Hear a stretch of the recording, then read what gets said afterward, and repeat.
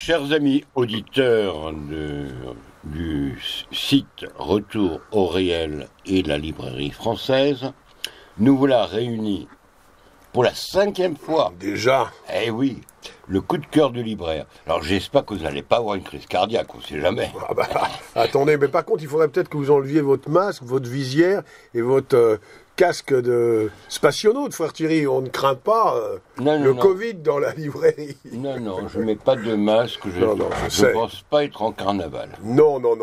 Alors donc, frère Thierry, je crois que vous voulez aborder la mort de Jean Raspail, évidemment. Il conviendra de lui rendre un hommage. Bien sûr. Un hommage, alors si vous me permettez, je prends un vieux Rivarol, si j'ose dire, et c'est quelques lignes de Martin Pelletier. On connaît bien Martin Pelletier, on le vante souvent, il vient régulièrement à la librairie française et il a écrit ceci. La mort de Jean Raspail m'a peiné. Il avait un nom de boulevard et une tête de Gaulois, un cœur, catholique, monarchiste, français toujours. Il avait réhabilité un patronyme rendu tristement célèbre par une tribu de républicains maçons. Je n'étais pas de ses proches et n'ai aucun titre à en parler, mais nous nous croisions 1 ou 2 fois par an depuis les années 1980 et j'ai pu constater tant sa constance que sa bonté tranquille. Alors je vous passe les détails, il faudrait relire complètement l'éditorial. Il parle après, évidemment, du Camp des Saints, mais c'est pas le livre qu'il a préféré, mais là je vous laisse encore lire l'éditorial, et il dit ceci, à la fin de la partie consacrée à Raspail, ça va vous rafraîchir la mémoire, en 1985, Raspail posait dans le Figaro Magazine de Louis Pauwels une question que l'on pouvait encore poser. Serons-nous encore français dans 30 ans? Avec 2 démographes de talent et de renom, Philippe Boursier de Carbon et Gérard-François Dumont, il présentait à l'appui de son inquiétude un dossier démographique en béton. La gauche et les associations spécialisées dans l'immigration hurlèrent sans rien réfuter. Beaucoup plus récemment, en avril 2016, c'est ça que je trouve très important comme remarque, Raspail indiquait à Charlotte Dornelas, pour Boulevard Voltaire, qu'il n'y aurait pas de réponse sérieuse à l'invasion sans l'usage de la force. Pourtant, il n'avait rien d'un violent ni d'un partisan d'une conception raciste de la France. Il avait aimé l'Empire, en fréquentait amicalement les confettis. Il avait eu un coup de tendresse, comme Pierre Pugeot, quand, en plein triomphe de la décolonisation, Mayotte avait refusé de se séparer de la France, bien qu'on l'en eût prié à 2 reprises en 1974 et 1976. Il n'en a pas moins écrit Le Camp des Saints et dénoncé le grand changement de la France. Oui, on peut dire qu'il était prophète. Il l'a été d'une certaine façon, oui. Et il abordait cette question délicate, ô combien, bien avant Camus. Ah bah bien, oui, je pense que là, on ne peut pas les comparer. Et il n'est pas évident qu'aujourd'hui, un tel livre pourrait paraître. Ben, vous savez que quand il l'a fait reparaître, justement, il me semble, il faudrait vérifier, il y avait, je crois, plus de 50 occasions d'être traîné en justice devant la 17e chambre. Et dans sa préface Big Other, il raconte justement, je dirais, l'évolution très négative que la liberté de penser connaît dans notre pays. Alors, puisque nous parlons de Raspail, alors vous m'aviez dit que vous aviez relu Cyr dernièrement, ou non, ou vous avez peut-être un roman, dire 2 mots sur un roman que vous avez particulièrement aimé? J'ai beaucoup apprécié, bien sûr, Le Camp des Saints. Que nous avons de nouveau à la librairie, après avoir été 3 semaines en carafe, si j'ose dire, il est de nouveau arrivé. Cyr, oui. Que j'ai lu d'une traite lors d'un moment assez difficile, quand, je rappelle, mon supérieur était gravement malade. On est toujours inquiet dans ces moments-là. Certainement. Et ça m'a fait passer 3-4 heures délicieuses. Vous n'aviez pas lu L'Anneau du Pêcheur aussi? Si, bien sûr. D'une traite? D'une traite aussi. Alors, par contre, moi, je vais vous parler d'un livre qui est assez spécial, que j'ai terminé hier, qui a trait à une affaire criminelle. Ô combien glauque. Qui a marqué la France à une certaine époque. Oui, puisque c'est l'affaire du curé Duruche. Alors, 2 mots Oui, 2 mots. Bon, c'est un jeune prêtre, la chair est faible, et ça finit par un assassinat, et à l'époque, encore les curés croyaient à la vie éternelle. C'était 1956, cette affaire. Oui. Donc, il baptise l'enfant qu'il a extrait du ventre de sa mère, c'est chose horrible, pour le baptiser. Qu'il détruit ensuite, enfin bon, bref, on ne va pas entrer dans les détails, parce que... Alors, à l'époque, Jean-Paul Sartre dans les temps modernes. Oui. On avait fait Gorge chaude, bien sûr. Et il y a quelques années, l'inénarrable Colosimo, grand écrivain devant l'éternel et directeur du CERF, apparemment orthodoxe ou je sais pas trop, a écrit un livre sur la question. Je n'ai pas lu. Moi je l'ai lu, assez répugnant. Et sa thèse, au fond, c'est l'abolition du célibat sacerdotal. C'est toujours un peu la même rengaine, oui. En pensant que Bien si les sûr. prêtres pouvaient se marier, l'Église se redresserait, alors qu'on avait déjà évoqué le sujet dans Judas est-il en enfer, avec justement le fait de croire de nouveau à l'enfer, qui redonnerait aux prêtres tout son lustre. Alors, le roman de Raspail a une histoire qu'il raconte en post-scriptum, puisque ce texte est resté 33 ans dans un tiroir. Oui, dans un tiroir. Il l'avait écrit, c'est le romancier, il a de l'inspiration, puis après ça s'arrête, ça reprend. Le texte est vraiment, sort vraiment de l'ordinaire, et en fait il met en scène un avocat qui un jour s'arrête près de Périgueux, il a un peu de temps, et il va dans une église, et il est très surpris, alors je vous passe les détails, de voir, une petite pancarte, Père Gérard Quatrechamps, curé, le samedi de 17h à 18h. Et juste en dessous, Père Jacques, tous les jours de 14h à 18h pour les confessions.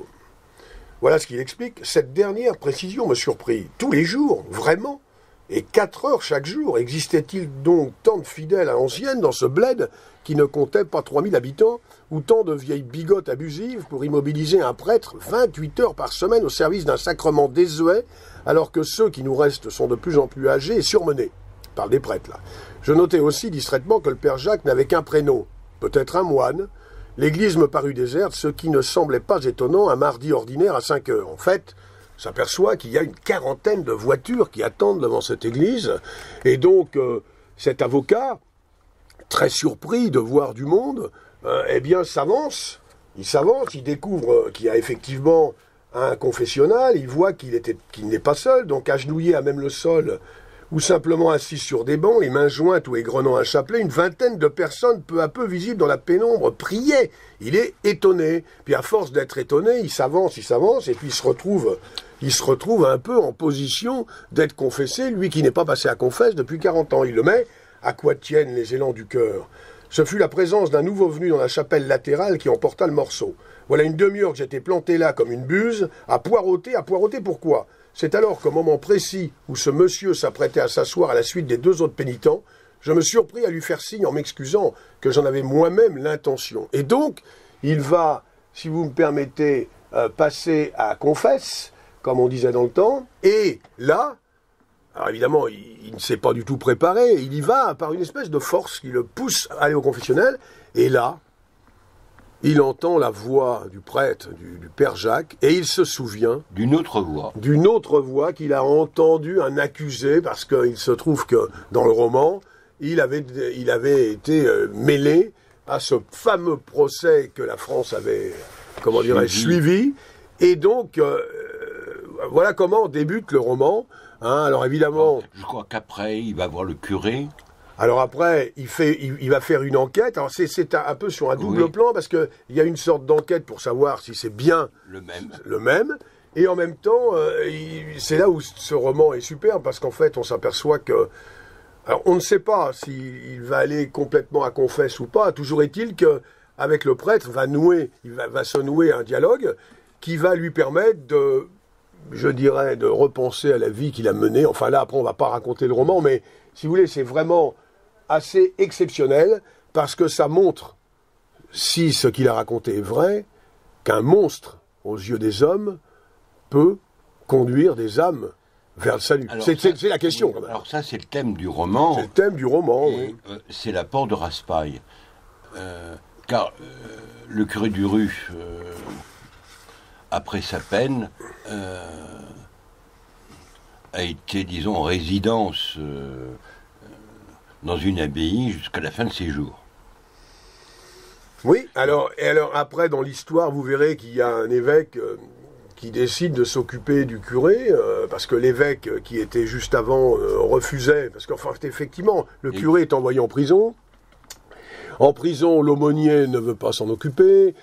Enfin, on va pas raconter. Je pense que c'est véritablement, quand on est catholique et qu'on s'intéresse au salut de son âme et qu'on s'intéresse en même temps à des faits divers qui ont marqué la France, très sincèrement, c'est un roman d'un certain point de vue exceptionnel sur un sujet admirablement traité. Il n'y a pas du tout de voyeurisme, mais en même temps, effectivement, j'avoue que ce curé, si c'est lui, et si ce que Raspail a raconté est vrai, parce que il y a une part romanesque... Non, il y a une part romanesque. Oui, est un confesseur hors norme. Oui, mais il est vrai que, bon, il avait quand même beaucoup péché.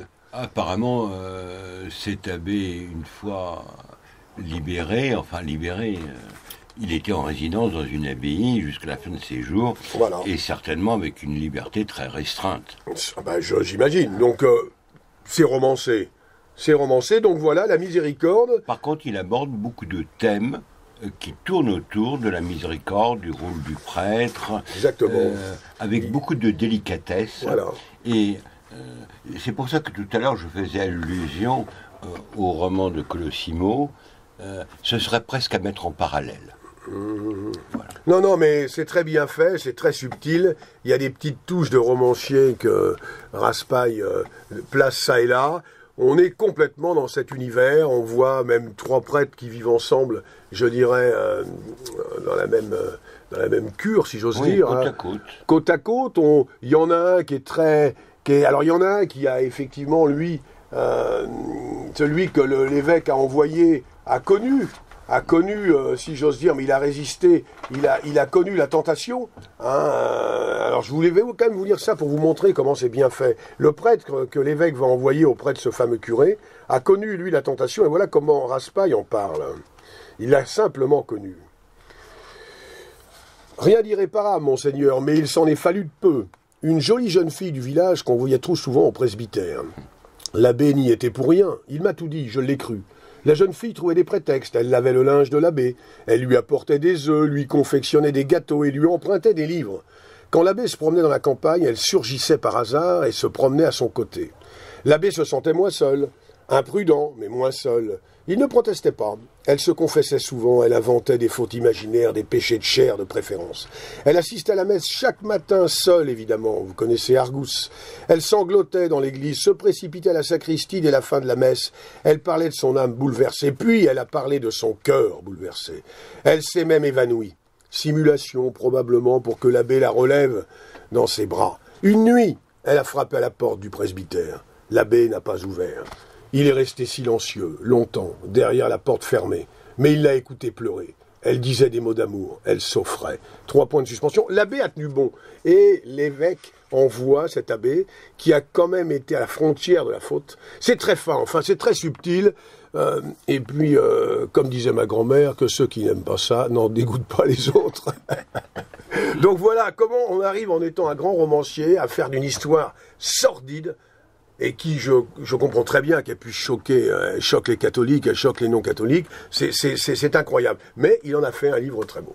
Donc voilà pour Raspail, qui était venu à la librairie française dédicacer ses œuvres. Alors il faut savoir, pour la petite histoire, parce qu'il y a toujours des petites anecdotes, que nous lui avions proposé un verre d'eau, parce que Jean Raspail avait 94 ans, et il nous a regardé en disant non, un whisky. Donc nous avons eu, grâce à Jean Raspail, du whisky à la librairie française quelques jours. Alors frère Thierry, je vois que vous avez, parce que devant vous, un livre aussi terrible, La France vendue à la découpe. Oui, de Laurent Isard, publié aux éditions de L'Artilleur. Donc c'est la suite. Les fois dernières, je parlais un peu de questions économiques. Je parlais aussi, j'avais évoqué les livres de Valérie Bugeaud. Et très rapidement, je vais survoler au fond ces 3 livres. Demain dès l'aube, Le Renouveau. Qui est une synthèse, en fait. Qui est une synthèse. Et c'est un livre que je recommande parce qu'il est court. Et pas cher.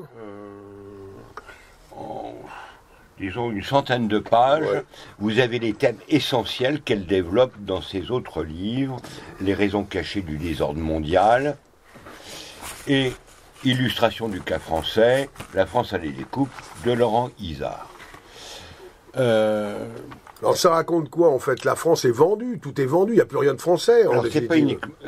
Disons, c'est le bouleversement de la finance qui a entraîné le mondialisme et bien sûr tous les désordres politiques, économiques, sociaux dont notre pays souffre. Valéry Bugeaud, dans son petit livre, s'interroge sur les raisons du chaos qui règne dans le monde actuel.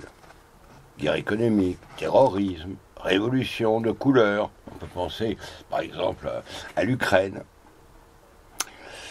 Que représente l'irruption sur la scène aussi française des Gilets jaunes?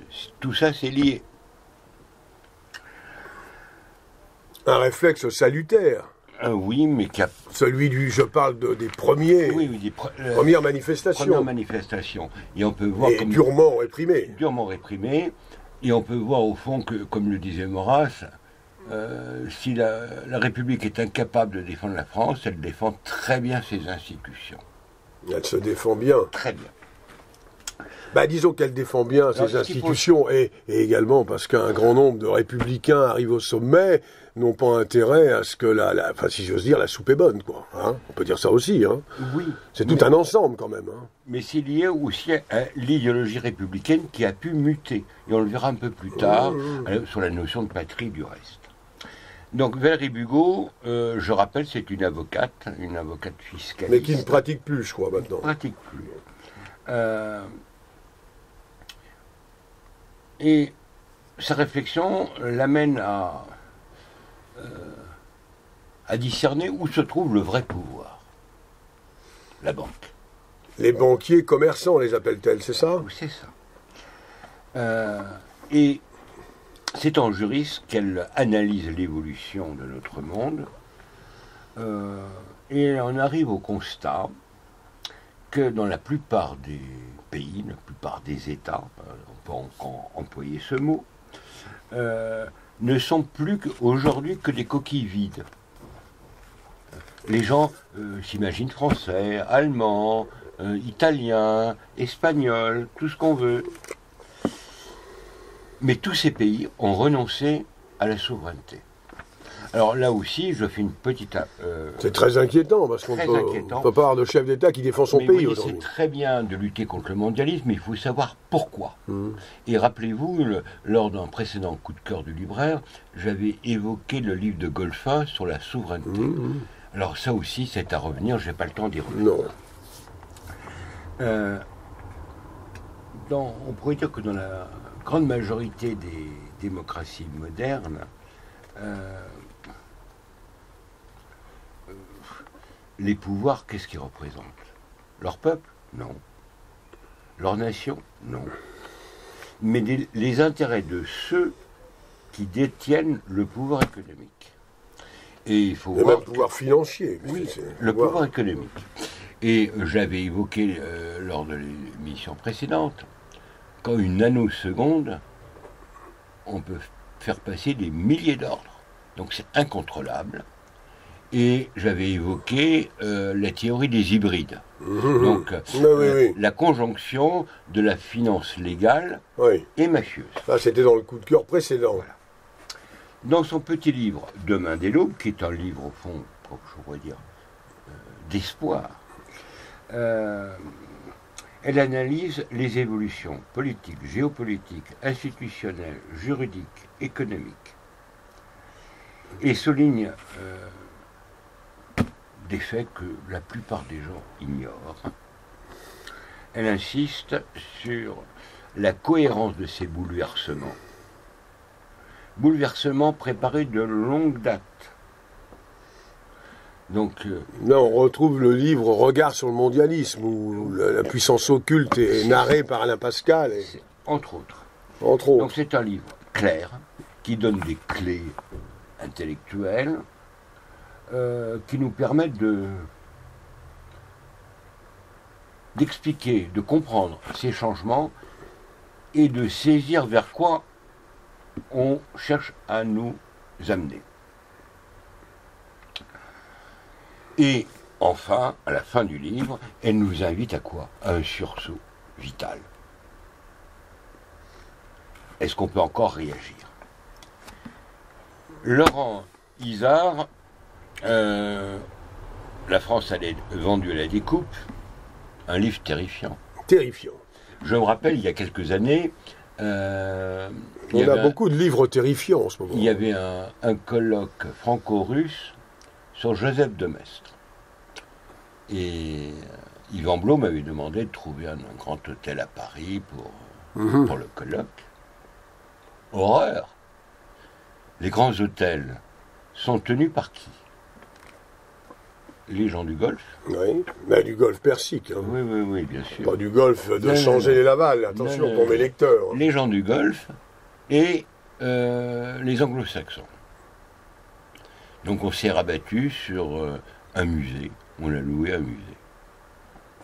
Mais il doit bien y avoir des musées aussi qui sont tombés dans l'escarcelle. Alors ça c'est autre chose. Alors il parle des vignes chinoises ou pas? Parce qu'il y a beaucoup de... tous nos joyaux sont vendus à la découpe, non? Non seulement ça, vous voyez, mais je l'ai évoqué très rapidement, oui. Même le Louvre, en sous-main, on vend nos œuvres d'art. Écoutez, quel est le bâtiment qui vous a... Quel est le thème majeur de ce livre? C'est que on assiste aujourd'hui à une nouvelle forme de conquête entreprise par la finance criminelle. Donc je renvoie au coup de cœur précédent. Oui, la kleptocratie, non? Alors ça, c'était en lien aussi, ça. C'est en lien aussi, mais surtout sur la théorie des hybrides. D'accord. Monsieur Guéraud, c'est ça? Et oui, c'est ça. Et qu'est-ce que constate Laurent Isard? Que la France a complètement perdu le contrôle de son patrimoine économique. Appropriation des ressources alimentaires. L'immobilier qui est aux mains d'investisseurs étrangers. Vignoble. Bien sûr, le vignoble. Là, il n'est pas aux mains du Golfe Persique, lui, j'ose l'espérer. Non. On peut dire aussi dilapidation de notre patrimoine historique, culturel. Même le monde du sport est aux mains d'investisseurs étrangers. Bien sûr. Et alors ça, il ne l'évoque pas, parce que le livre est paru avant le Covid. Oui. Mais avec toutes les faillites, on peut imaginer, on évalue en gros à 30% les faillites. On peut imaginer les investisseurs étrangers à l'affût. Bien sûr. Il y aura donc une France vendue à la découpe 2. Eh oui. Ainsi, notre indépendance, notre avenir est menacé. Mais on voit mal comment on pourrait revenir à... Alors, je dirais qu'il faudrait qu'un gouvernement défende et inscrive dans la Constitution qu'il est interdit et que l'État, dans ce cas-là, devrait aider. C'était une véritable... c'est un autre problème. Je ne veux pas parler à la place de Isard, mais ça supposerait une réforme de la Constitution, un peu comme se passe aujourd'hui en Russie, et une volonté peut-être de certaines nations européennes de secouer le joug pour leur survie. Mais est-ce possible? Les temps sont comptés. Alors la liste des entreprises passées dans des mains étrangères est énorme, très longue. Je vais pas. Vous en avez quelques-unes à citer là pour. La vigne, l'immobilier. On va par exemple avenue Hoche à Paris. Oui. Plus de 80% des grands immeubles de luxe sont dans les mains d'étrangers. Oui. Donc tout ce qui peut être vendu l'a été ou presque. Mais ça confirme une autre phrase de Maurras. La République, c'est le triomphe de l'étranger, non? C'est ça. Oui, enfin, c'est pas tout à fait ça. Non, mais c'est pas tout à fait ça, mais ça veut un peu dire ça. Donc, il évoque, par exemple, l'immobilier de luxe à Paris. Oui. C'est dans la main des satrapes du Golfe. Alors, de temps à autre, il y a un procès pour détournement d'argent, de fonds publics. Et effectivement, de temps à autre, pour rassurer le Français, vous avez des immeubles qui sont saisis. de certains roitelets d'Afrique. Oui. Parce que ces pays-là ne sont pas assez puissants. Oui. Mais qui s'est attaqué ou bien mal acquis par les puissances du Golfe? Personne. On peut penser au vignoble bordelais. Bah bien sûr. C'est à maintenant, quoi je pensais en premier. Oui, qui est maintenant acheté par les Chinois. Et les conséquences sont palpables. Délocalisation, paupérisation, augmentation du chômage, perte d'influence de notre pays à l'étranger, remise en cause surnoise de notre indépendance. Vous voyez, même, ça touche même l'armée. Bien sûr. Hein, l'affaire d'Alstom mais quand va-t-on réagir? Alors ça, Valérie Bugeaud l'évoque à la fin. Bon. Ne le dévoilons pas. Alors, bien sûr. Mais une réaction est possible. On peut l'espérer. Et on n'a pas vu encore toutes les conséquences sociales de ces dérives. Et là aussi, comme Valérie Bugeaud, à la fin du livre, Laurent Isard invite à un sursaut, s'il en est encore temps. Parce qu'on voit très bien que les gouvernants qui font des mandataires, d'ailleurs, pensons au premier magistrat, qui lors d'une conférence en vidéoconférence rendait des comptes à ces bailleurs de campagne, bien sûr, qui sont à l'étranger. Donc qu'est-ce qu'il va faire pour assurer les Français? Bon, sortir des masses d'argent. Bon, c'est un gouffre abyssal. Et il va parler de souveraineté européenne, qui juridiquement ne veut rien dire. Non, on est d'accord, mais n'assombrissons pas trop quand même ce coup de cœur avec toutes ces mauvaises nouvelles. Mais on peut dire que c'est l'aboutissement. En fait, c'est comme si quelqu'un habitait dans une maison et que progressivement toutes les pièces disparaissent et qu'elles sont achetées par un étranger, quel qu'il soit. Les coquilles restent, voilà, mais elles sont vidées de leur... Il reste les toilettes, il reste la cuisine, et puis... On pourrait imaginer, Pompéi a été recouvert par des cendres, et on retrouve encore la ville. Là, on peut retrouver encore les paysages français. Oui. Mais il y a de moins en moins de Français. Oui. Mais du moment que vous avez votre masque et du moment que vous luttez contre le Covid et que vous respectez les gestes barrières, tout est bon. Hein. Qu'est-ce qu'on pourrait dire? Ce n'est pas que l'Europe de Maastricht qui est responsable, du moins dans le cas français. Et c'est pour ça que je voudrais évoquer le livre de Jean de Vigry, de Patrie, et la France. Oui, alors parce que Jean de Vigry, qu'on avait déjà brièvement évoqué quand on lui avait rendu hommage, alors ça devait être le coup de cœur 3, ça. Oui, c'est ça. Alors bien sûr, le livre de Vigry, les deux patries, a hérissé beaucoup de, qu'on pourrait-on appeler, de patriotes, ou de nationaux. J'en ai encore vu hier un client qui est arrivé effondré parce qu'il venait de le lire. Quelle est la thèse de Vigry? Que la France est morte. Si on était gentil, on pourrait dire qu'elle est mourante. Je préfère dire qu'elle est mourante, parce que bon... Pourquoi? Ce livre, la première édition, est paru en 98. Il y en a eu plusieurs. Oui, d'ailleurs, il est en format poche, ce qui montre le succès donc de ce ça, livre. Il faut le lire. Oui. Et Vigry insiste bien que ce n'est pas une thèse, mais qu'il fait ici œuvre d'historien.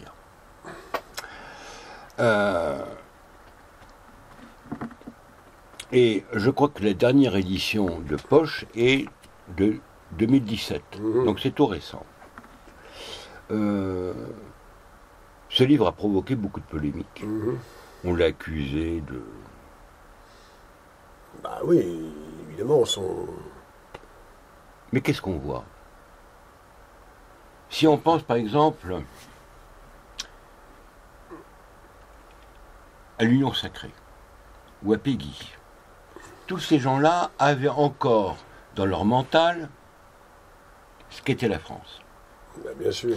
Mais la thèse de Vigry, c'est de dire quoi? C'est qu'à la France charnelle, enfin de l'ancien régime, s'est substituée une autre France, qui a été une sorte... Des droits de l'homme. Je vais reprendre le thème développé par un économiste, une sorte d'hybridation. Et on voit très bien au fil des siècles, la nation, le peuple, la souveraineté, et tous ces mots-là, au fil des années, disparaissent. Alors, si je me souviens bien, je l'ai lu ce livre, oui. Je me souviens bien, ce qui m'avait surpris, c'est qu'en fait, la grande cassure, dans mon esprit, mais je ne l'ai pas lu récemment, la grande cassure, c'était le ralliement des royalistes, des monarchistes, des catholiques à la République après les 4 ans de guerre. C'est-à-dire que quand un curé avait passé 4 ans dans les tranchées... C'est évident. Oui, mais je veux dire, il en veut beaucoup à Maurras, je crois, dans ce livre, en mettant que l'union sacrée, ça a été fini après. C'est-à-dire qu'après, gens qui étaient anti-républicains, après les 4 années de Première Guerre mondiale, étaient devenus plus ou moins républicains. C'est ça, quand même. C'est ça, mais même avant, il cite même des chants religieux. Oui, mais la grande date pour lui, l'événement qu'il fallait pas rater, en fait, dans mon souvenir, il fallait que les monarchistes, il fallait que les anti-républicains ne participent pas à la Première Guerre mondiale. On sait maintenant, avec les raisons occultées de la Première Guerre mondiale, on connaît beaucoup de choses qu'on ne connaissait pas à l'époque. Il est évident que la Première Guerre mondiale, mais là je m'écarte du livre. Oui, mais 2 minutes, parce que c'est vrai que malgré tout, on rejoint la mondialisation, le mondialisme, pardon. Ça a été le suicide de l'Europe. Ben voilà, mais il n'était pas innocent. Bien sûr que non, ça a été voulu par certaines puissances. Ben voilà. On n'a pas le temps d'évoquer tout ça. Parce que... Donc, Vicry, dans ce livre, avec une rigueur d'historien, montre que le terme patrie a changé de sens au cours des siècles. En français, il apparaît au XVIe siècle. Chez les Romains, chez les anciens, c'était quoi? La terre des pères. Donc ça, c'est la définition qu'on donne. On peut faire le lien avec Barès. Oui, bien sûr. Bon. Pour les anciens Romains, c'est la terre des ancêtres. Oui. Pour les chrétiens, c'est quoi? La patrie, c'est le ciel. En France, le mot apparaît tardivement, mais avec une connotation qu'on peut dire héritée de l'Antiquité. Pour le révolutionnaire, la patrie, c'est quoi? C'est la terre où règnent les droits de l'homme. Voilà. Et on voit très bien... Et qu'on doit faire connaître au monde entier. On voit très bien, si on regarde les chants des troupes révolutionnaires quand ils envahissent l'Allemagne, l'Italie, ainsi de suite, leur conception de la patrie. C'est très important. Parce que j'avais trouvé, je vous interromps une seconde, parce que ça reste quand même aussi le coup de cœur du libraire, je tiens à le dire, mais le frère Thierry est toujours intéressant quand il raconte et résume certains ouvrages. Ce que j'avais trouvé très bien, qu'on avait évoqué, c'est par exemple dans le livre de Bardèche, Sparte et les sudistes, où il montre qu'en fait, le pouvoir a envoyé sur le champ de bataille les partisans de la première patrie. Alors c'est évident. Non mais je veux dire, c'est bon que les gens comprennent ça, vous voyez ce que je veux dire? C'est évident qu'en 14, ils ont mis en première ligne les Bretons. Pour la déclaration Wilson, on a envoyé les futurs pères de famille français catholiques se battre. Vicry quand même nuancé. Oui. Il montre que la notion de patrie, je vais aller un peu plus vite, la notion de patrie traditionnelle est quand même restée, n'a pas été complètement occultée. Que le patriotisme traditionnel s'est maintenu un certain temps en France. Il existe encore dans certaines régions. Et il l'oppose à quoi? Au patriotisme révolutionnaire qui est idéologique. Sa patrie est une idée. Une idée. Et on peut être français en 5 minutes, une fois qu'on a signé le papier. C'est les droits de l'homme. Qu'il faut répandre comment? Par les armes. Et en fait, la patrie pour le vrai révolutionnaire ou le vrai républicain, c'est quoi? C'est le genre humain. Bref. C'est l'humanisme. Non. On pourrait dire que déjà, à la fin du XVIIIe siècle, il y avait une aspiration au mondialisme. Oui. Déjà au XVIIIe siècle. Bref, au long de son étude, Vigry montre la coexistence des deux patriotismes.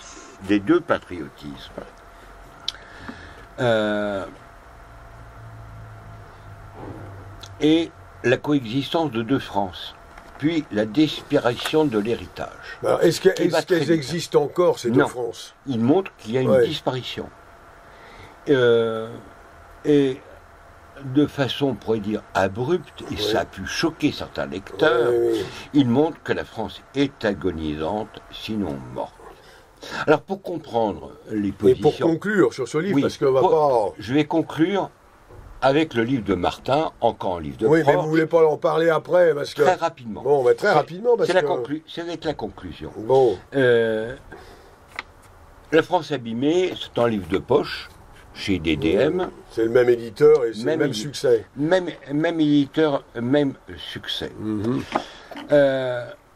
Le pouvoir, dans cette étude, issue de 89, a accompli, montre ce professeur, son œuvre de destruction grâce, entre autres, à l'éducation nationale.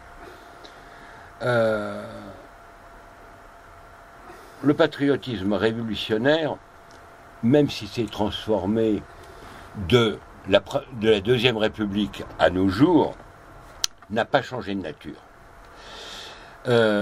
Et l'attachement, la piété filiale envers ceux qui ont fait notre pays, donc les grands ancêtres, non pas les grands ancêtres, quand nos dirigeants emploient ce mot, les grands guillotineurs. Ils pensent à cela, mais on peut penser à Clovis, Charlemagne, peu importe.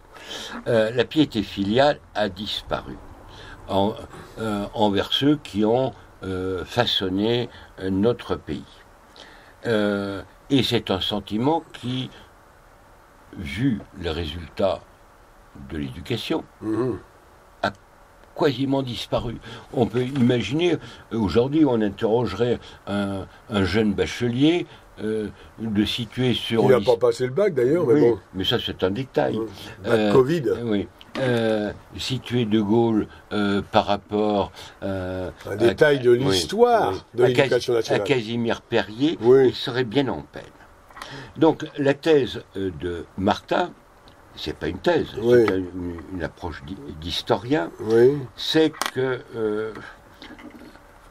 la France n'existe plus. Elle n'existe que par l'État, qui s'est substitué à la France historique, et que son idéologie est mortifère. Donc il rejoint parfaitement... C'était son maître un peu, ils étaient liés. Et ce qui l'anime, ce n'est pas l'amour de la France, mais d'une patrie mythique. Et on en arrive, on peut dire quoi, à l'État actuel, où l'État est contre le peuple. Donc c'est tout le problème du populisme. Ça c'est l'État contre le peuple. Et en conclusion, l'auteur nous invite à regarder lucidement la réalité et à œuvrer. À quoi? À une association politique, mais dans le sens aristotélicien du terme. Donc pas une association partisane, digne de ce nom, afin de garder au moins l'héritage. Et c'est presque terrible ce qu'il dit à la fin de son livre. Rome a disparu, la Grèce a disparu, mais la culture est restée. Oui.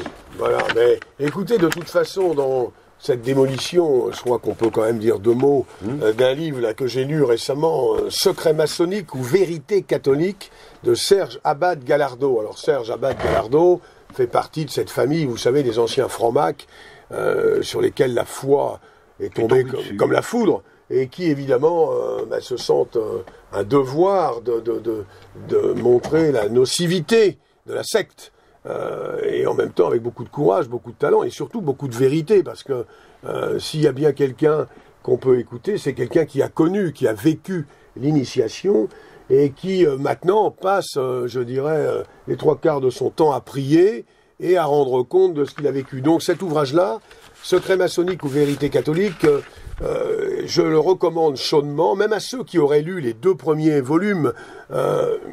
J'ai frappé à la porte du temple, premier volet, et je servais Lucifer sans le savoir. Il en a fait 2 ou 3 autres. Oui, qui sont beaucoup plus des témoignages personnels. Témoignages personnels, Alors mais c'est intéressant parce qu'il y a 2 manières d'aborder la maçonnerie, par des ouvrages théoriques ou par des récits, des confessions. Mais c'est bon d'avoir, disons, un fil conducteur. Voilà. Alors vous avez aussi, je le recommande, vous le vendez, dans l'AFS, Action familiale et scolaire. Oui. Connaissance élémentaire. Oui, c'est très bon. Alors, j'en reviens à Serge Abad Gallardo. Donc, il faut savoir qu'il a été 24 ans franc-maçon.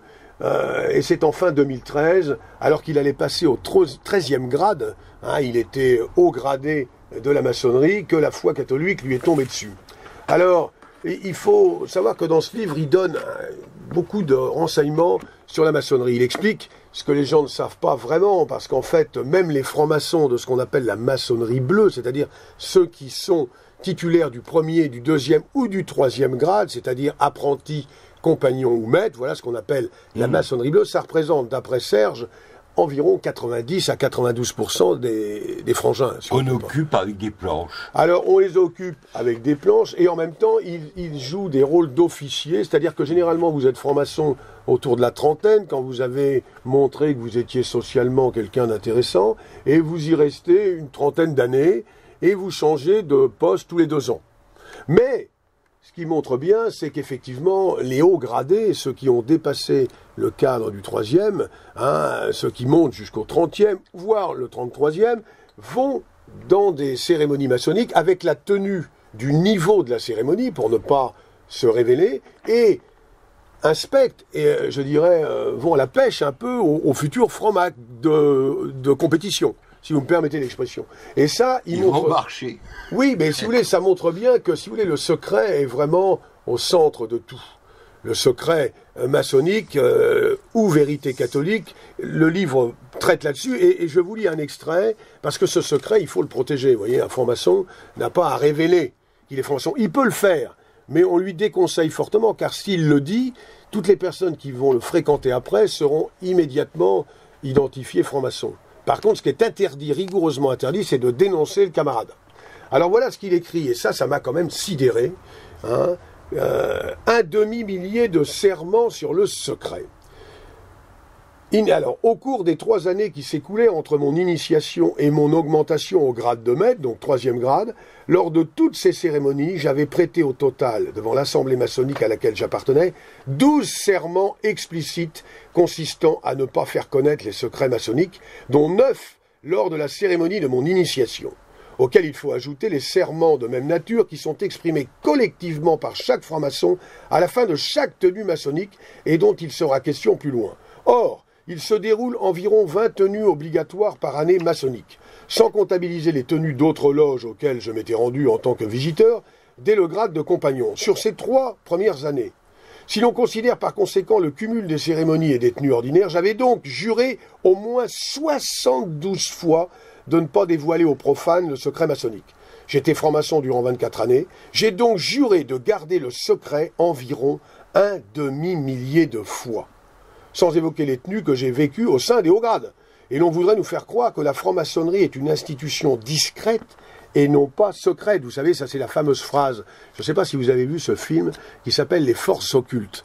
Il faut absolument que vous voyiez ce film. Je vais rarement au cinéma. Ah non, mais il n'est pas, alors frère, il n'est pas au cinéma, il est sur le site, je crois, d'une grande loge maçonnique, et c'est un film qui a été tourné pendant le régime de Vichy, rue Cadet, et qui montre comment un parlementaire de talent, brillant à l'Assemblée nationale, se fait récupérer par les frères 3 points, et finalement après, il faut que vous voyez ce film, il dure 50 minutes, et c'est un film qu'on peut voir en cliquant Forces Occultes, Internet, YouTube, vous cliquez, vous le voyez. Alors, le secret, c'est quelque chose d'assez terrifiant, parce qu'en fait, le secret, quand on parle de secret, ce que l'on ne sait pas n'existe pas, vous voyez, c'est bien pratique le secret. C'est-à-dire, voilà, on n'en parle pas, ça n'existe pas. Alors que par contre, on va vous parler d'un type de droite qui n'est pas franc-maçon ou de je ne sais qui. Alors là, on va en parler. Là, ça existe. Mais le secret, ça n'existe pas. Ça permet de se livrer à un trafic d'influence, appelons les choses par leur nom. Ça permet de tout embrouiller. Ça permet également de ne pas se dévoiler, c'est-à-dire que vous faites une carrière sans vous dévoiler. Et Serge Abad Gallardo, qui était architecte, montre par des détails précis comment, dans un certain nombre de cas, il a pu changer de métier. Il a même pu être recruté sans avoir postulé. Je ne sais pas si vous vous rendez compte. À l'époque où il est si difficile de trouver un emploi, eh bien, à un moment, il raconte, il était dans une mairie, je crois, et un frère qui était adjoint au maire lui demande de signer un dossier. Il considère que le dossier n'est pas légal. En tout cas, il n'est pas honnête. Il refuse de signer. L'élu lui dit « Mais non, mais ne t'inquiète pas, je m'arrangerai avec le maire. » Il refuse. Il se dit « Ça commence à sentir un peu le roussi. » Et il trouve un boulot dans une autre administration sans avoir postulé. Voilà comment les choses peuvent se passer. Donc, si vous voulez, toutes ces histoires-là, qui sont souvent prétendues par des gens qui peuvent apparaître comme aigris, comme jaloux, comme mal informés, c'est pas vrai. C'est pas vrai du tout, ça se passe comme ça. Et je peux vous garantir que je suis issu d'une ville de province où vous avez 6 loges, dans une ville de 50 000 habitants. C'est comme ça que j'ai découvert personnellement la maçonnerie, car un jour, je m'étais pris de bec avec un personnage que je ne citerai évidemment pas. Le ton avait monté, à l'époque j'étais assez vif, et je reçois après un coup de fil d'un type qui me dit « Mais tu t'es embrouillé avec un tel ?» Je dis « Oui, bien sûr, c'est un CON, voilà. Mais tu ne sais donc pas, je ne sais pas quoi, mais tu ne sais pas, mais vas-tu me le dire, qu'il est franc-maçon. Je ne savais pas ce qu'était un franc-maçon. Et à la suite de ça, j'ai mieux compris comment cet individu fonctionne. Oui, pour le reste, très sympathique. Hein, les agapes, etc., toujours à taper sur l'épaule d'un gars, mais je ne comprenais pas pourquoi ce type-là, sans être très influent, je dirais, par sa situation sociale, connaissait tous les opposants politiques de l'équipe à laquelle il appartenait. En fait, le soir, il faisait sa petite réunion, et le lendemain, les militants des deux camps allaient coller des affiches pour la peau. Alors, c'est ce qu'on appelle les fraternels.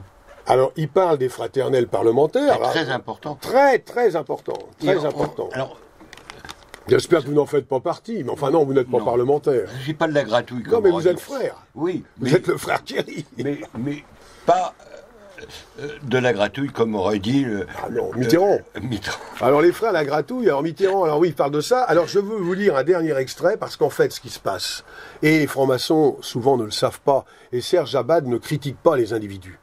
Car il a conscience c'est un système. C'est un système, il a conscience qu'il y a des gens très sincères qui entrent dans les loges. Très sincères. Mais à cela, il faut leur dire, et même catholiques. Et des fois, ils rentrent là-dedans par recherche spirituelle. Certes, alors voilà, dans un autre bouquin, il disait que ça se partageait en 3 groupes.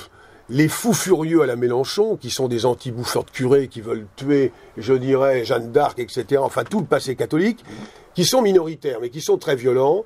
Vous avez des gens en recherche spirituelle, des gens qui ont envie, je dirais, d'avoir une vie spirituelle, mais qui n'ont pas la foi. Et puis vous avez surtout, une large catégorie de personnes qui entrent pour avoir des passe-droits, pour avoir la possibilité de faire un stage à l'étranger pour leurs enfants. Carriérisme. C'est-à-dire vous êtes dans le club service. D'ailleurs, on ne va pas l'évoquer ici, mais vous avez certaines professions.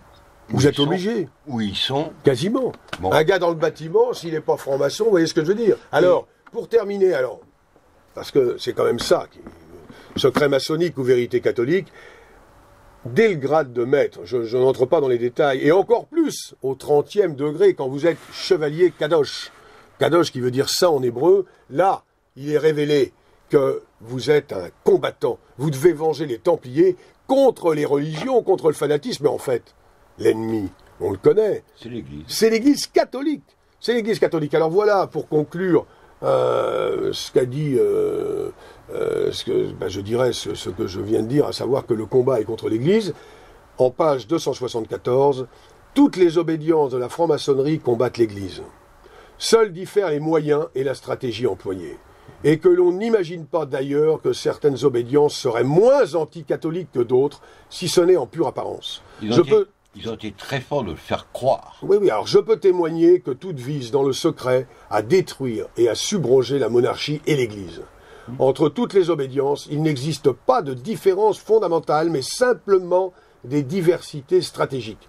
Même si parmi leurs adeptes, qui n'appartiennent généralement qu'aux loges bleues, certains sont réellement sincères et œuvrent explicitement à aider l'Église ou se sentent éventuellement profondément et authentiquement catholiques. Ceux-là sont utilisés comme caution légitime par leur obédience. Ils sont des prises de guerre quand cette haine n'est pas qu'une stratégie de façade. Et j'en parle à mon aise, car je vois tous les dimanches, enfin j'en vois moins maintenant, depuis que je fréquente la liturgie latine, mais j'ai vu des dizaines de francs-macs à genoux à la messe, et je me disais, nom d'une pipe, mais c'est pas possible que tu sois si pieux le dimanche et si anti-catholique le mercredi, quand tu te réunis à l'adresse que tout le monde connaît, pour faire ta petite bouffaille, et après, pour faire bamboche. Alors, je terminerai avec Serge Abad. Il explique bien qu'on ne peut pas, il est d'ailleurs pas original en disant ça, tous les papes l'ont dit, je crois, depuis 1738, on ne peut pas être franc-maçon et catholique. La vraie lumière est celle offerte par le baptême. On est d'accord. Attendez.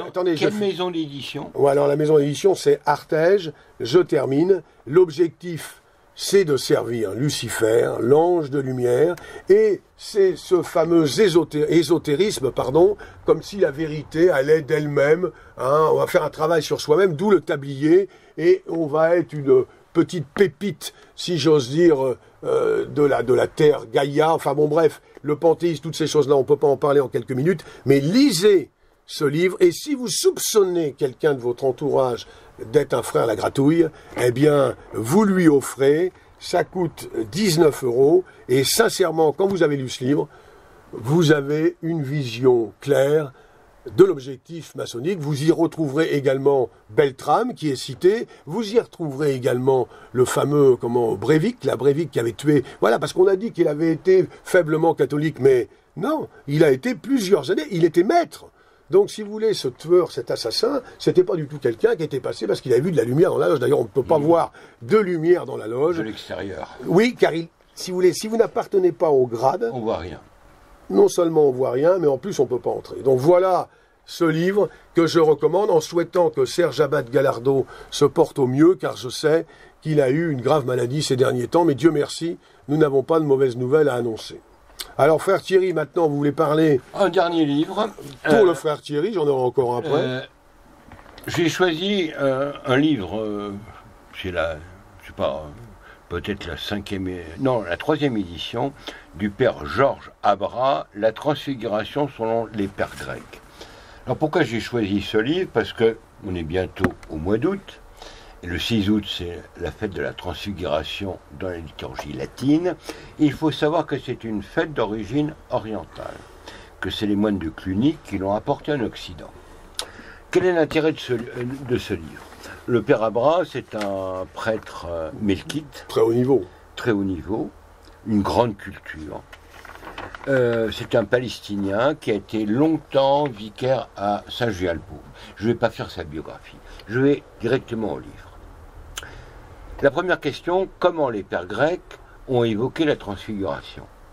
Est-ce que c'est le Christ lumineux qui apparaît comme ça?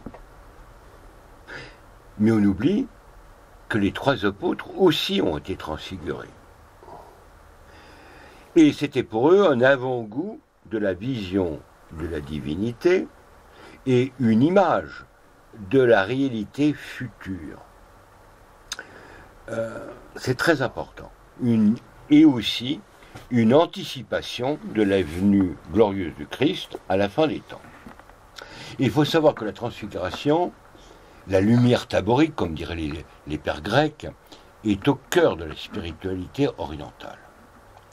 Et on peut dire que ce livre est écuménique dans le bon sens du terme. Un orthodoxe peut le lire les yeux fermés, alors que c'est difficile de lire un livre les yeux fermés. Théoriquement, mais ça veut dire tout simplement. On voit tout, vous savez. Oui, ça veut dire que. On arrive bien les avertis. Ça veut dire que c'est vraiment le langage de l'Orient. Mmh.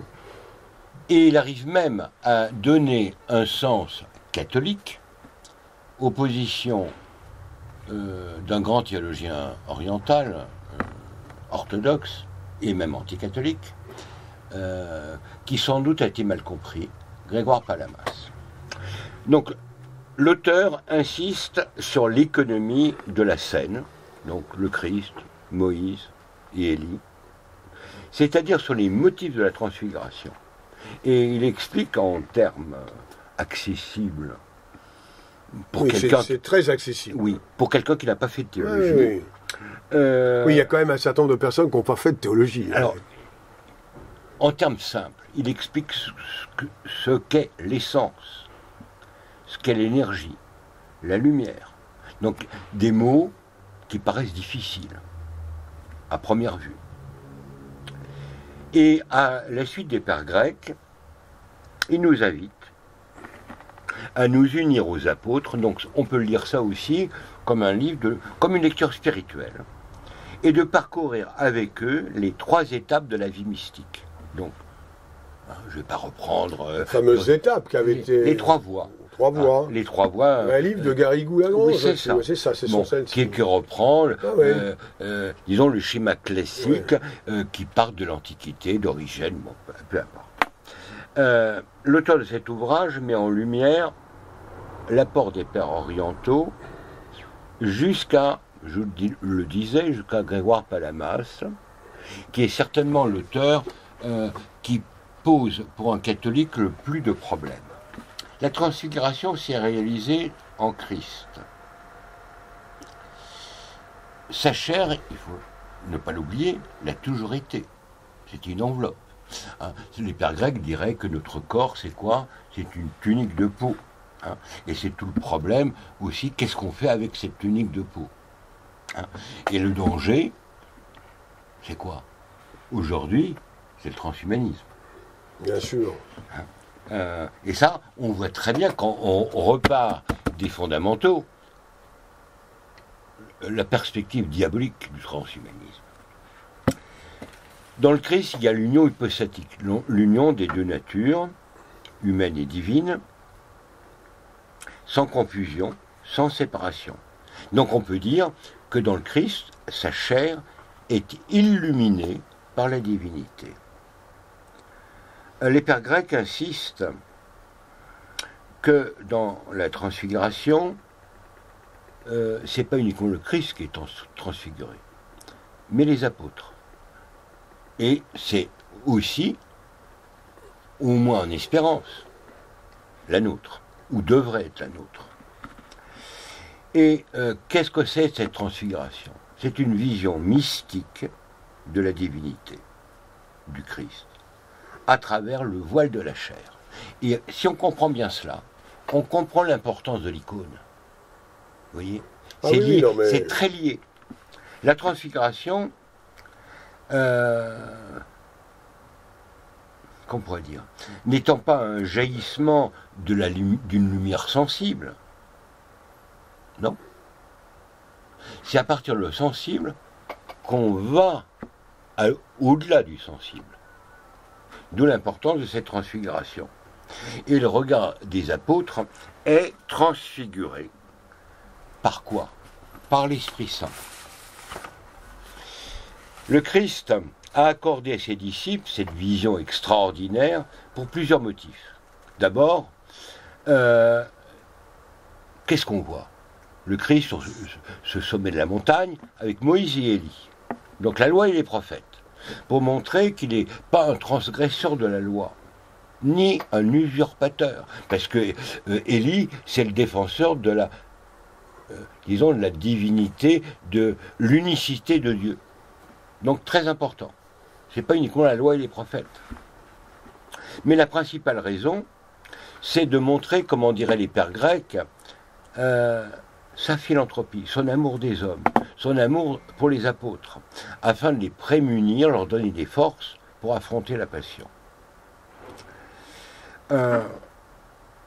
Il voulait les remplir de cette vision de la gloire. Et je vais citer une phrase de saint Grégoire de Nazianze, sa divinité triomphante de l'infirmité de la chair. Et je vais terminer en citant un tout petit texte de la liturgie byzantine. Les disciples contemplèrent la gloire, ô Christ, notre Dieu, autant qu'ils en étaient capables, afin que, lorsqu'ils te verraient en croix, ils comprennent que ta passion était volontaire et proclament à la face du monde que tu es en vérité le reflet de la splendeur et de la gloire du Père. Ainsi apparaît le lien entre la transfiguration et la rédemption. Donc tout le mystère du christianisme, on peut le lire dans cette scène. Dieu se fait chair par amour de l'homme, et par sa volonté de les sauver, il donne sa vie. Et on peut dire que l'exaltation de la croix est liée à la transfiguration. Pourquoi ? Beaucoup de gens l'oublient. 40 jours après la transfiguration, vous avez l'exaltation de la croix. Vous voyez le lien entre les deux. Conclusion. Ce livre, je l'invite à le lire. Attends, on peut le lire par curiosité. On peut le lire comme une lecture spirituelle. Et on y découvre la richesse de l'Orient. Et c'est une invitation personnelle à gravir le Tabor, c'est-à-dire à une montée spirituelle qui doit nous mener à l'illumination. Écoutez, c'est très bien dit, très, très élevé. Pour terminer, je vais retomber sur terre, si j'ose dire, avec 2 journaux littéraires. C'est assez rare pour être mentionné. Le premier est le journal littéraire, le dernier tome, le tome 3, de Richard Millet. Je pense que vous connaissez cet auteur franco-libanais, je crois, qui a été auteur, éditeur chez Gallimard, et qui a été d'ailleurs après lâché par le milieu littéraire pour un titre mal choisi. Une sombre histoire. Oui, qui en fait, parce que c'est la culture actuelle qui révèle ça, mais c'est un fin observateur de la société actuelle, et dans son tome 3, eh bien, une fois de plus, il donne une description de certaines scènes que tous les Parisiens ou provinciaux, ou plutôt banlieusards peuvent voir. Par exemple, en page 39, le 25 avril, RER en fin de matinée.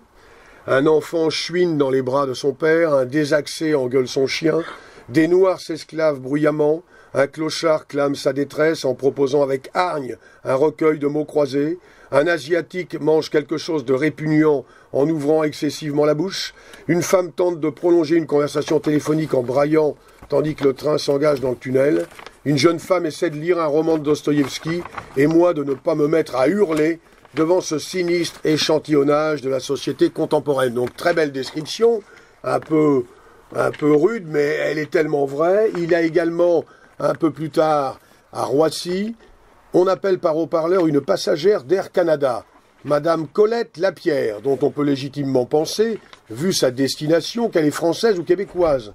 En français, puis en anglais. Comme si par l'anglais, on n'était plus certain de se faire entendre de cette personne, le protocole d'appel ne tolérant pas d'exception, encore moins de réflexion. Absurdité qu'on entend également dans le TGV, où toute annonce du service de restauration est bilingue, donc 2 fois plus nuisible. Donc les considérations de Richard Millet sont nombreuses dans ce journal. Bon, c'est assez sombre.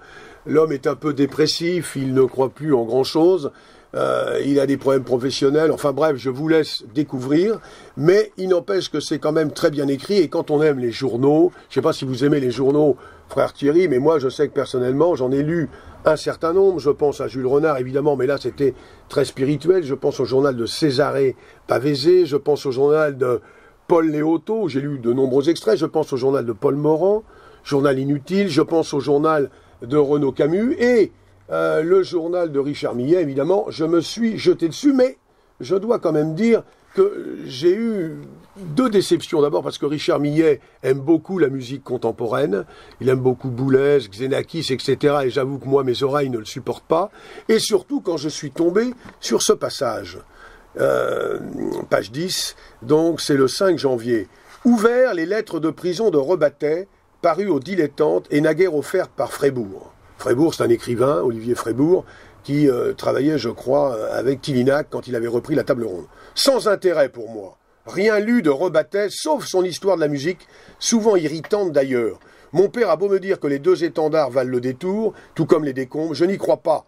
Mais je me dis que certaines de ces lettres sont celles d'un condamné à mort, et qu'il est donc, sinon légitime, du moins intéressant de les lire. Mais rien n'y fait, nul désir d'entrer dans le corps textuel d'un antisémite.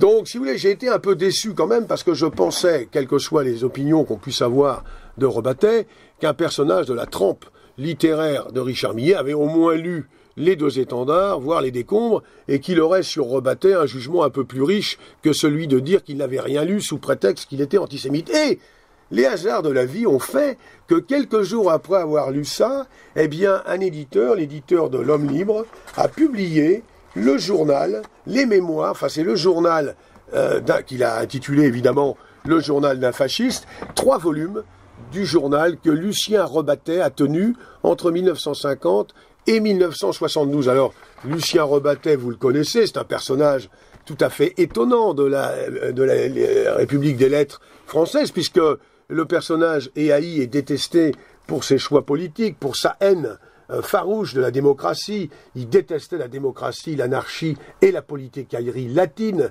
Il hait les politiciens, mais en même temps, sa prose, qu'on le veuille ou non, a fait que 3 de ses livres sont régulièrement réédités et lus par même des critiques littéraires qui n'étaient pas de son bord et qui ont vanté, je pense, aux deux étendards, vanté par Etiamble, vanté par Georges Steiner également. Et vous avez donc les deux étendards, sur lesquels je ne reviens pas. Julien Rochdy en a parlé dernièrement dans une vidéo, je le remercie, car on en a vendu un certain nombre. Il y a également les décombres, qui ont fait l'objet d'une réédition, et vous avez également une histoire de la musique, qui est, je crois, le premier ouvrage qui a été édité dans la collection bouquins. Alors, sacré Rebattet, quand il démarre, alors l'année 63, pourquoi ai-je lu l'année 63 ? Je vais vous dire, parce que je suis né en 63. Et j'ai voulu voir un peu comment Lucien Rebattet, eh bien, qu'est-ce qu'il pouvait noter sur cette année. Alors il faut savoir qu'il a été 6 mois très malade, on lui a retiré la vésicule biliaire, il déguste, alors ça donne l'objet de descriptions médicales que je vous épargnerai, je veux quand même que vous nous écoutiez jusqu'au bout.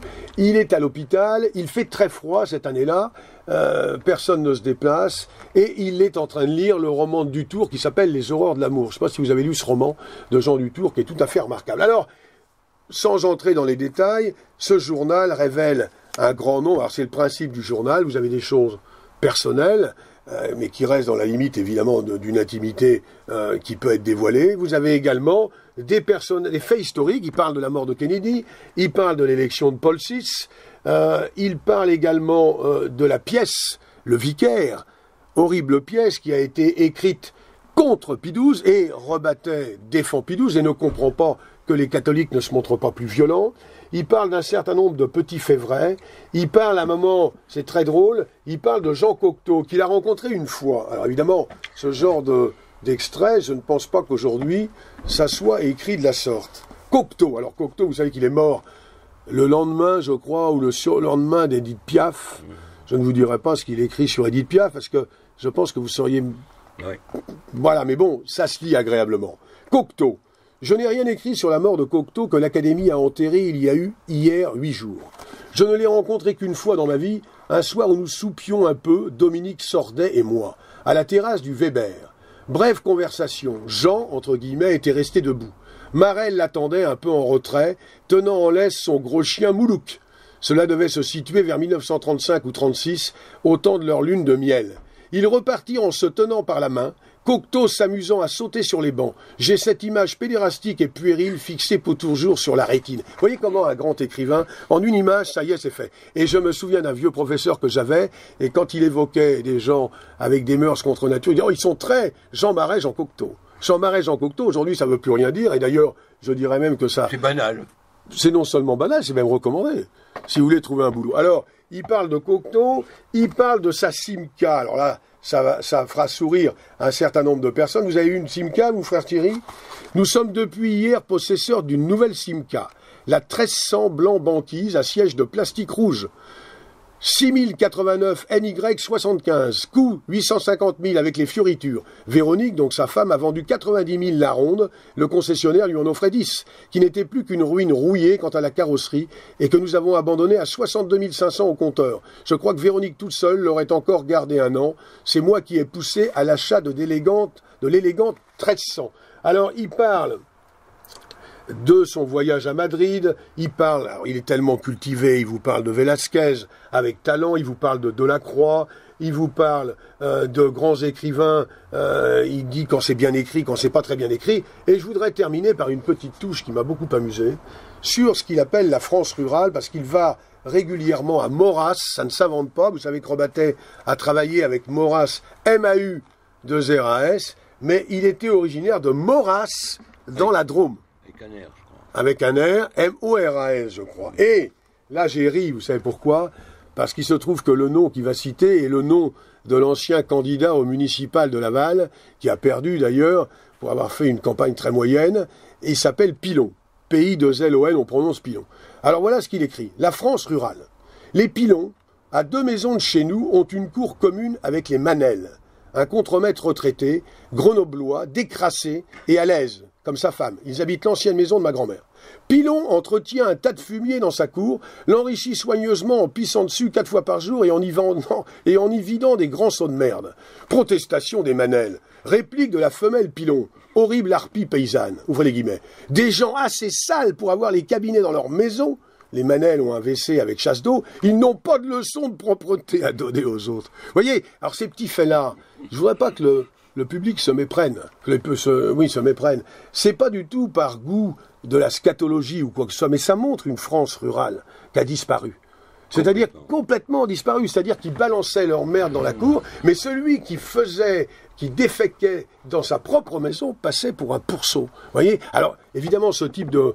Je suis pour qu'on ne fasse pas ça dans la cour intérieure, je tiens à rassurer les... Mais, vous voyez, cet ouvrage que j'évoquerai de nouveau, voilà les quelques pépites que j'ai trouvées pour l'année 63. Alors même si vous avez, pour certains, une certaine répugnance pour Lucien Rebattet, je ne dirais pas que le style sauve tout, parce qu'il y a beaucoup de choses qu'il a faites, et d'ailleurs il revient sur une certaine fureur chez lui, mais il dit qu'il n'était pas le seul. Il y a un dialogue avec, une correspondance littéraire avec le fameux Georges Steiner, que vous avez connu, grand professeur de littérature, qui va lui envoyer une lettre pour dire que Les 2 étendards est un des plus beaux romans de la littérature française. En tout cas, c'est ce que Georges Steiner pense.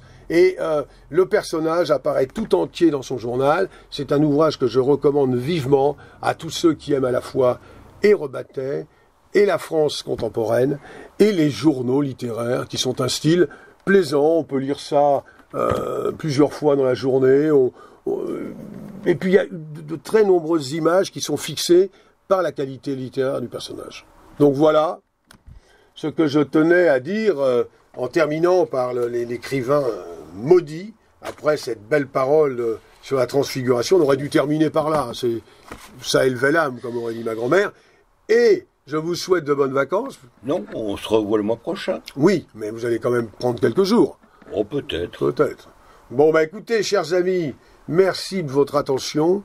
À très bientôt. Et sachez que la librairie française ne ferme pas de l'été. Voilà. Merci.